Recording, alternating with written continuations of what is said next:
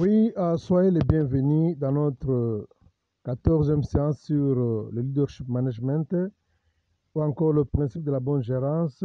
Vous êtes branchés dans l'émission des Nés de l'Église avec votre frère, votre ami, le pasteur Salomon Kaninga Loussel. Nous sommes en train de parler sur leadership management. Dans notre 14e séance, nous voulons un peu mettre l'accent.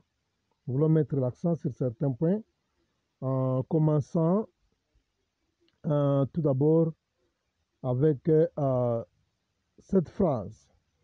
Dans le royaume de Dieu, on ne s'approprie pas des choses, mais on fait que gérer, car la Bible dit, la terre et tout ce qu'elle renferme appartiennent à l'Éternel Dieu, même pour ceux qui prétendent s'approprier des biens. Donc, dans le royaume, dans chaque système du royaume, pas seulement dans le royaume de Dieu, dans chaque système du royaume, j'ai toujours l'habitude d'enseigner que les gens ne s'approprient pas des biens. Le roi est le maître absolu. Le roi s'approprie des biens. Dans le royaume, partout, il y a un royaume. Donc, les gens ne s'approprient pas des biens. Tout le bien appartient au roi. C'est pourquoi, dans la Bible, vous allez voir que quand Hérodias avait dansé devant le roi Hérode lui a promis de lui donner même la moitié du royaume. Et comment on peut donner la moitié du royaume à une personne aussi longtemps il y a les habitants, il y a des fermes, il y a des maisons, il y a des gens qui ont investi dans la partie de cette terre-là. Donc pour dire que dans le royaume, avec le système du royaume, les gens ne s'approprient pas des biens. Donc le bien appartient au roi. C'est comme ça dans la pensée de Dieu. Donc dans chaque système du royaume, seulement dans le régime démocrate, ou bien démocratique, les gens s'approprient des biens. Mais dans chaque royaume, c'est la terre ici. Même nos royaumes qui sont visibles, nos royaumes terrestres. Donc dans chaque royaume, c'est le roi qui a le contrôle de tous les territoires. Donc le roi peut se lever d'un bon matin et prendre une décision. Il n'a pas besoin de consulter le Parlement. Il n'a pas encore besoin de consulter les sénateurs pour que cette décision soit exécutée puisqu'il est le maître absolu.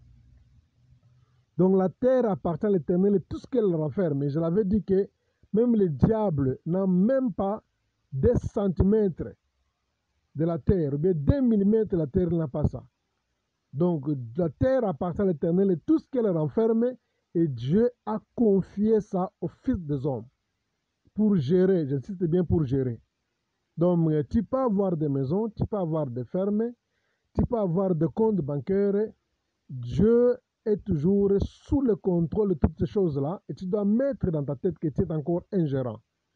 Tu peux diriger une communauté, tu peux diriger une église, une entreprise, prospère que ça soit, mais tu dois mettre dans ta tête que tu es toujours un gérant, puisque d'un bon matin, Dieu peut prendre la décision de te remplacer par une autre personne.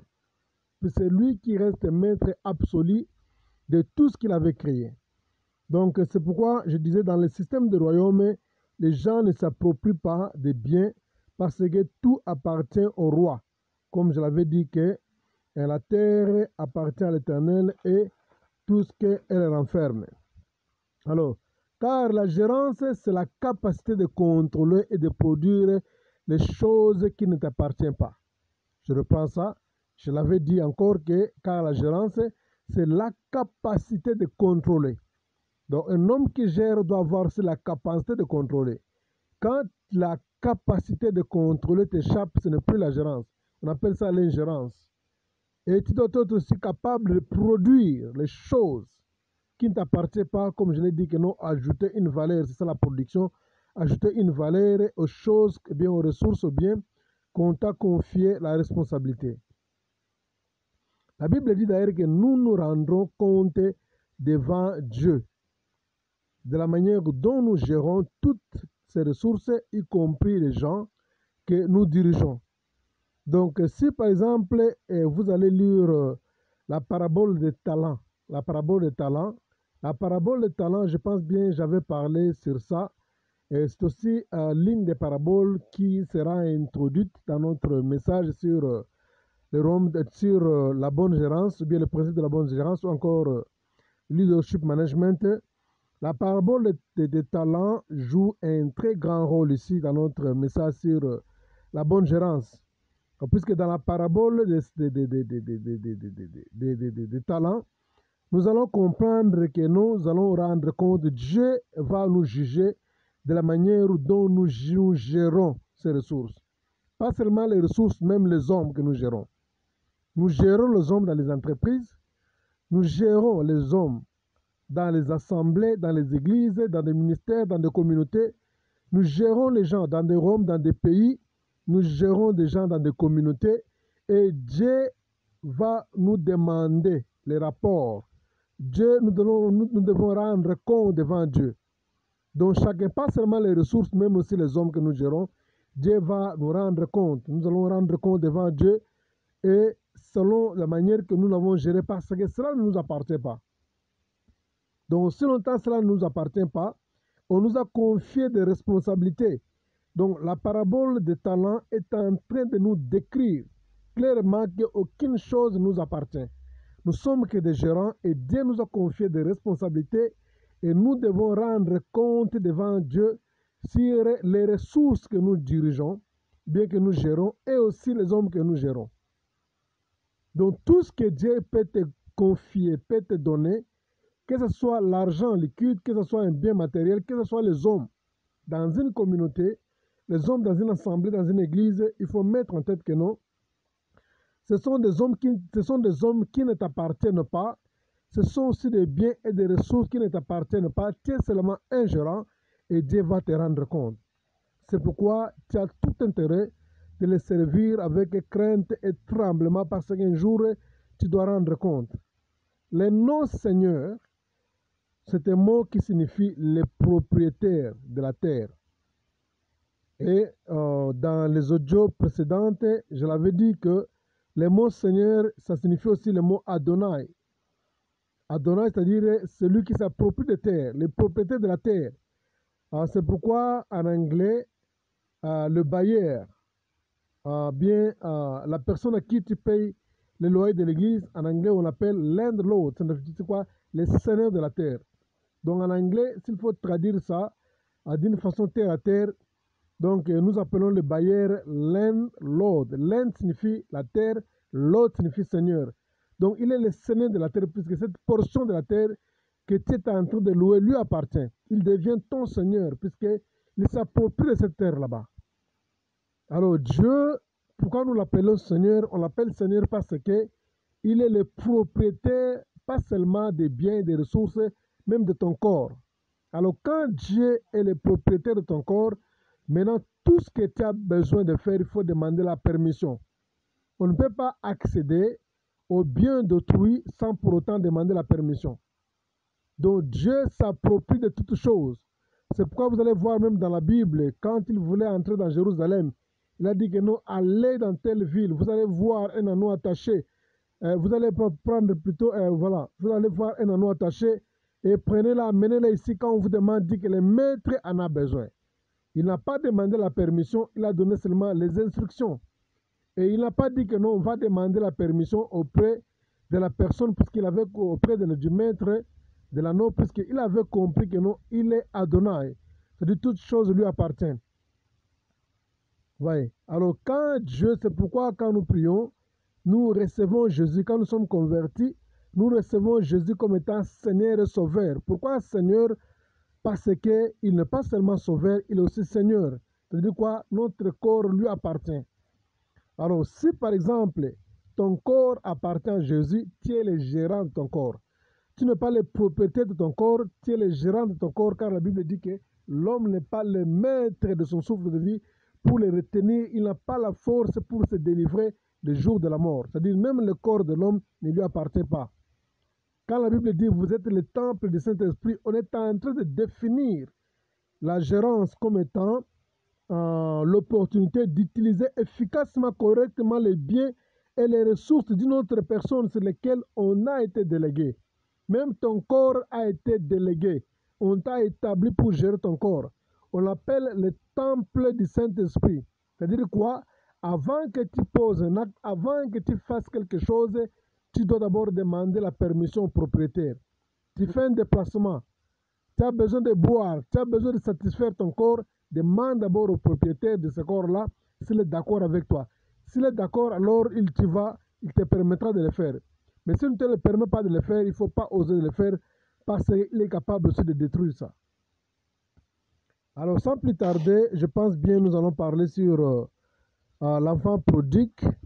On ne peut jamais parler sur le leadership management sans pour autant parler sur la parabole de l'enfant prodigue. On ne peut pas parler sur les principes de la bonne gérance sans pour autant parler sur la parabole de l'enfant prodigue. Nous allons lire dans Luc chapitre 15, les versets 11 au verset 32.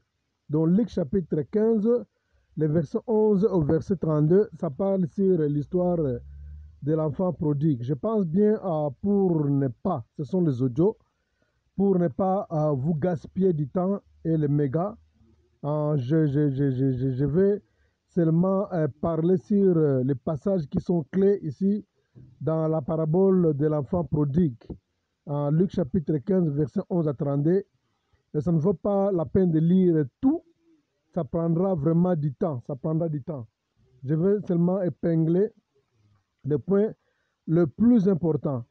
Je vais commencer d'abord à vous expliquer une chose. Donc, j'ai toujours dit que l'enfant prodigue, c'est la parabole qui est mal comprise parmi toutes les paraboles de la Bible. C'est l'une des paraboles que les gens n'ont jamais compris jusqu'à aujourd'hui, même certains prédicateurs.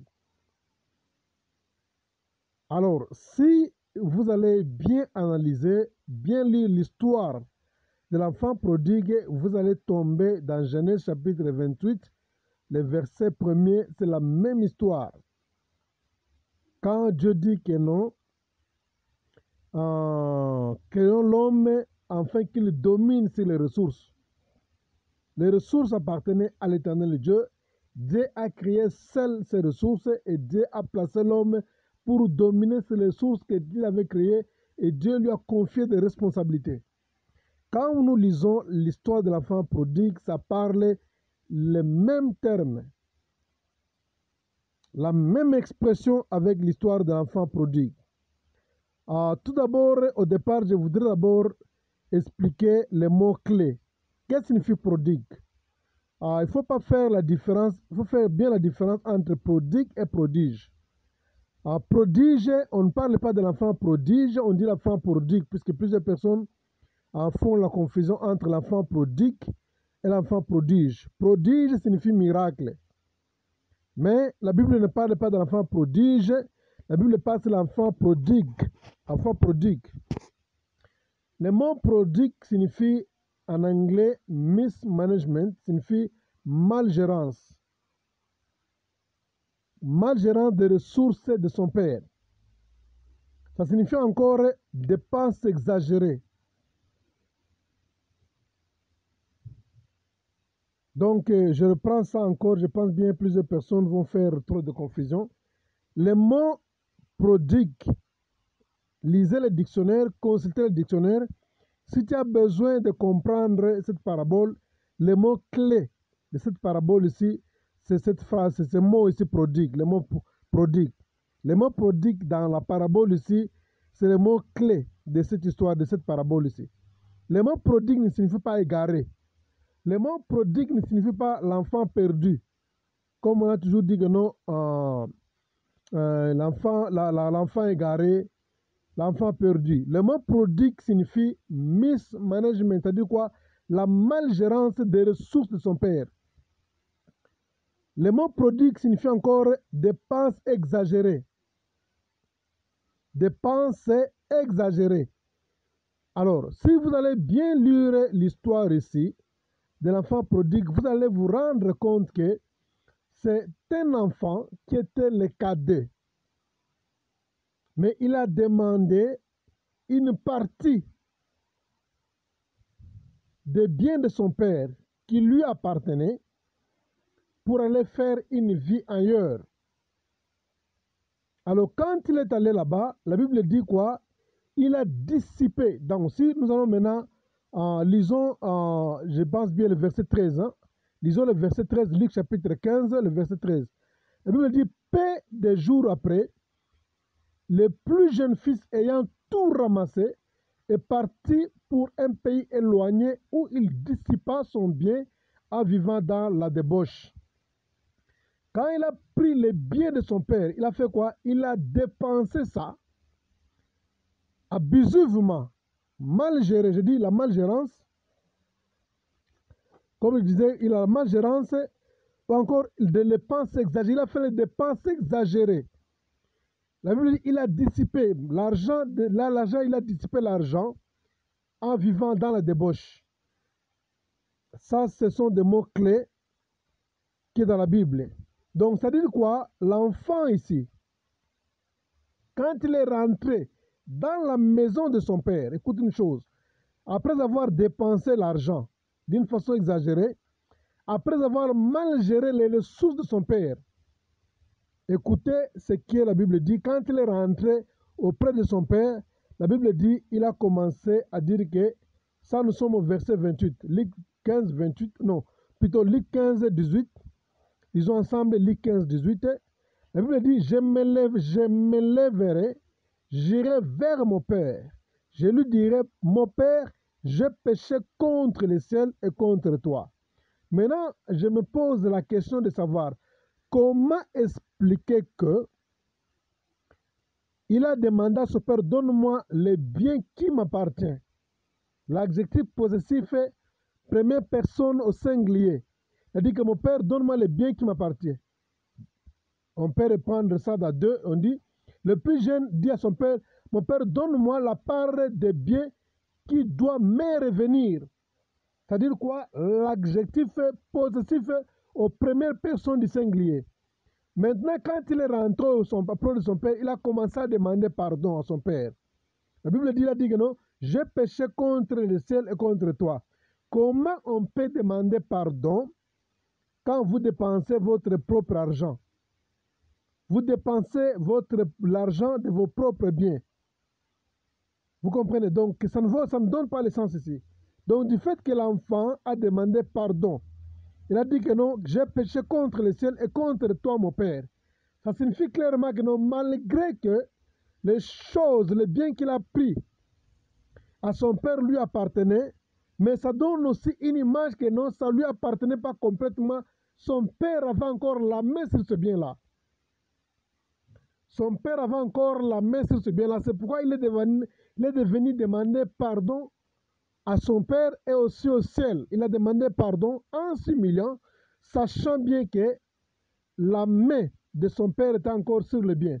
Je ne peux pas demander pardon à quelque chose que j'ai dépensé si cela m'appartient.